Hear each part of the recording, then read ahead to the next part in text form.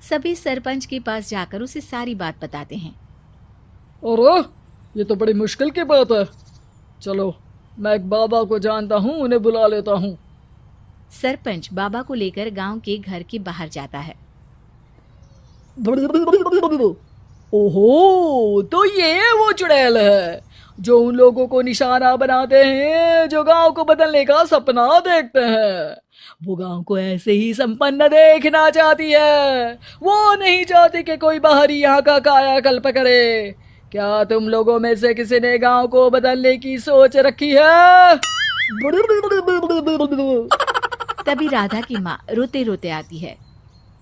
मेरी राधा घर से गायब हो गई है।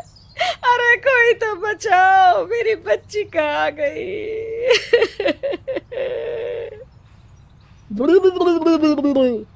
ले गई वो चुड़ैल, तेरी बच्ची को ले गई। अब वो उसे श्रापित करके छोड़ेगी, उस पर चुड़ैल का साया हो जाएगा। तभी बुरी सी हालत में राधा भी वहां आ जाती है। उसके बाल चुड़ैल की तरह फैले होते हैं और कपड़ों में खून लगा होता है। सभी राधा को देखकर डर जाते हैं। माँ, पता नहीं मुझे कौन उठा कर ले गया था। अरे दूर दूर हो जा चुड़ैल, अब हम लोग इस गांव में नहीं रुकेंगे। अरे कैसी बातें कर रहे हैं आप? कल तो आप मेरे भरोसे गांव का हुलिया बदलने, अपने बच्चों को पढ़ाने और तरक्की उन्नति की बात कर रहे थे, तो आज क्या हो गया आपको? ये फिर तुम लोगों को बहकाएगी। ये चुड़ैल गांव में आ चुकी है, ऐसे ही ये तुम्हारे घर के बच्चों को भी ले जाएगी। गांव वाले राधा को गांव से बाहर निकाल देते हैं। उसके माँ बाप रोते रहते हैं, लेकिन गांव वाले नहीं मानते। मैं भी अपनी बहन के साथ गांव के बाहर रहूंगा, लेकिन वो पढ़ाई नहीं छोड़ेगी। वहीं सरपंच के घर पर सलाहकार कहता है। देखा, सांप भी मर गया और लाठी भी नहीं टूटी। लेकिन अगले ही दिन सरपंच के घर के बाहर भी वही शब्द लिखे होते हैं। और फिर सरपंच की बीवी कहती है, हमारी बेटी को किसी ने अगवा कर लिया है। तभी राधा का भाई वहां आ जाता है।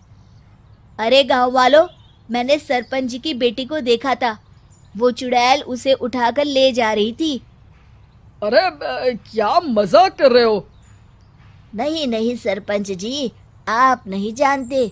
वो चुड़ैल अब आपकी बेटी में आ जाएगी, जैसे राधा के अंदर आ गई थी। तभी सरपंच की बेटी वैसी ही हालत में वहां आती है जैसे राधा आई थी। पापा, पता नहीं कैसे मैं गायब हो गई थी। चुड़ैल, इसके अंदर भी चुड़ैल का साया है, मारो इसे। अरे नहीं नहीं, इसे भी राधा के पास गांव के बाहर ही भेज दो। अरे चुप रहो, मेरी बेटी कहीं नहीं जाएगी और चुड़ैल बुड़ैल कुछ नहीं होता है।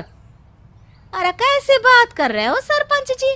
आप तो बोल रहे थे कि आपका फैसला भगवान का ज्ञान होता है, तो अपने पर बात आई तो अब आप ऐसे बोल रहे हैं। अरे ना ना ना, आपको अपनी बेटी को त्यागना ही होगा। अरे बुलाओ बाबा को। राधा का भाई बाबा को ले आता है, जिसे अब गांव वालों के डर के कारण सच बोलना पड़ता है। मैं कोई बाबा नहीं हूँ, मैं तो मोची था। ये सलाहकार महोदय ने मुझे कहा था एक्टिंग करने को। अब वो मुझे पैसे देने वाले हैं। अब मुझे माफ कर दो।